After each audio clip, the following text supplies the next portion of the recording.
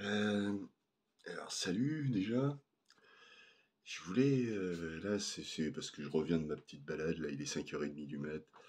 Et avant de me mettre au boulot, je voulais, salut mon mignot, je voulais revenir sur un commentaire qui m'avait été fait l'autre fois. Je sais plus c'était sur quelle vidéo, je sais plus c'était à quel sujet. Et il y en a un petit malin. Vous savez, le truc c'est que les gens, ils se croient malins parce qu'ils vont citer un tel ou un autre, les mots à la mode, parce que voilà. Mais en vrai, ils n'y ont pas réfléchi par eux-mêmes. En fait, ce mec, il m'avait cité, alors sans le citer d'ailleurs, hein, Étienne Klein, que j'aime beaucoup. J'aime beaucoup Étienne Klein. C'est parmi les penseurs modernes, je veux dire, c'est le mec avec qui je suis le plus d'accord. En tout cas, pour ce que j'en sais, chaque fois que j'écoute une interview, chaque fois que je l'entends s'exprimer sur divers sujets, je suis, voilà, je dirais comme d'habitude, je dirais pas que je suis en admiration, mais vraiment, voilà, pour moi, c'est un des mecs qui est le plus, selon moi, dans le vrai. Et donc, Étienne Klein, cité par ce mec, c'était à propos de ce fameux mot que lui a remis à la mode, qui est l'ultra-crépidarianisme. Alors le mec, dans son commentaire, tout content de me balancer ça, comme si ouais, je sortais de mon domaine d'expertise. Cool. T'as bien réfléchi. Est-ce que Étienne Klein, malgré tout le respect que je lui porte, est-ce que vraiment c'est pertinent, toujours pertinent, cette histoire d'ultra-crépidarianisme? Ce que je veux dire, ça rejoint ce que je disais une précédente fois, qu'il y a la généralité et il y a l'exception. L'exception qui confirme la règle. Et bah justement, euh, est-ce que c'est toujours vrai? Vraiment? Parce que, c'est-à-dire, l'ultra-crépidarianisme, c'est donc que chacun son domaine d'expertise et tu sors pas de ton domaine, et c'est très bien comme ça.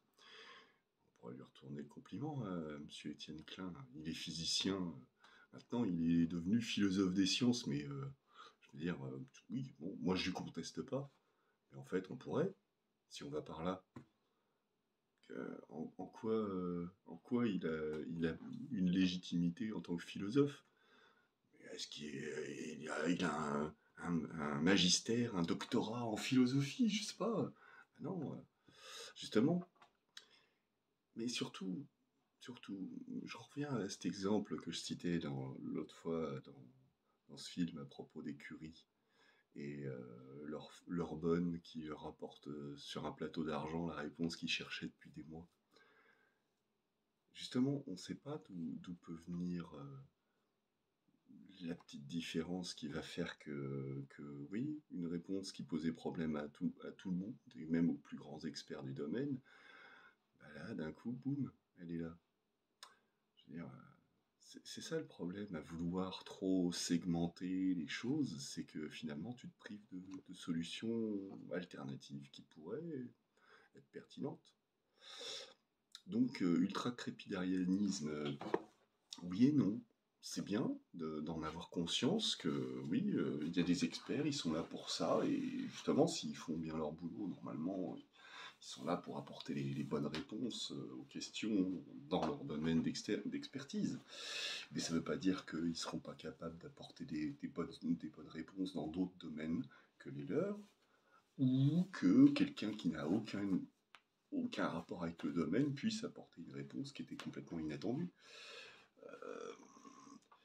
La généralité voudra que si, c'est vrai, que voilà, chacun chez soi, et les moutons seront bien gardés, mais il ne faut pas non plus fermer la porte à toute alternative. C'est ça le problème justement, quand on veut se revendiquer de quelqu'un ou de quelqu'un d'autre, mais qu'on n'a pas réfléchi les choses par soi-même. C'est que Étienne Klein, c'est ce qu'il disait à propos de l'ultra-crépidarianisme, c'était très vrai, mais je suis sûr que si j'en parlais avec lui, que je lui exposais mes arguments, bah, oui, il serait pas aussi fermé et restrictif que ça. Lui, il fait de la vulgarisation. Il généralise pour les gens. C'est comme comme ce que j'expliquais à propos l'autre jour du terme de race, c'est que c'est une généralité. Voilà. Non, on va dire que ça n'existe pas. Hein. C'est plus simple parce que sinon il va y avoir Jean-Pierre du PMU d'à côté qui va rester sur son histoire des quatre races humaines, machin. Et, non, non, on veut plus de ça. Et ouais, c'est vrai. Mais sauf que du coup, à prendre les gens pour des cons, et bah du coup, on crée un antagonisme. On fait que des mecs comme moi, je me dis, mais putain, mais on me prend pour un con. Et j'ai pas envie d'être pris pour un con. Alors vous, je sais pas, hein, peut-être que ça vous arrange, peut-être que. Non, non, moi c'est bon, moi. Je suis dans la catégorie des cons, hein. Je sais pas. Moi j'ai pas envie, hein. Donc c'est pour ça que je préfère garder ma liberté de pensée et d'expression. Ah, oh, ma liberté de penser, non, c'était pas une chanson de Florent Moncu, là. Ah non, non, non, non, non, c'est. Ah non.